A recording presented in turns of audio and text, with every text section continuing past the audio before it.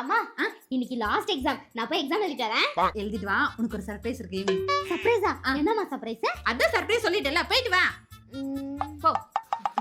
அம்மா அம்மா அம்மா என்னம்மா சர்ப்ரைஸ் சொல்லுங்க. அதான் சர்ப்ரைஸ் சொல்லிட்டேல, மறுபடியும் கேட்டுட்டே இருந்தேன். என்ன போயிட்டு வா. அம்மா நீ இப்ப மட்டும் சொல்லல, மண்டை வெடிச்சிருமா, ஒழுங்கா எக்ஸாம் எழுத முடியாது. அது வெடிச்சாலும் பரவாயில்ல, ஆனா நான் சொல்ல மாட்டேன். சாயந்தரம் தான் சொல்லுவேன். நீ போயிட்டு வா.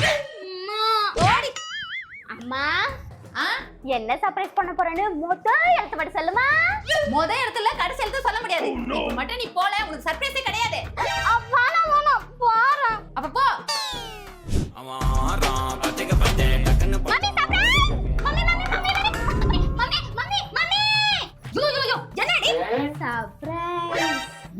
அதுக்கு பாத்ரூம் இப்படி தான் தட்டிட்டு இருப்பியா? போய் ஹால்ல உட்கார் போ. என்னவா இருக்கும்?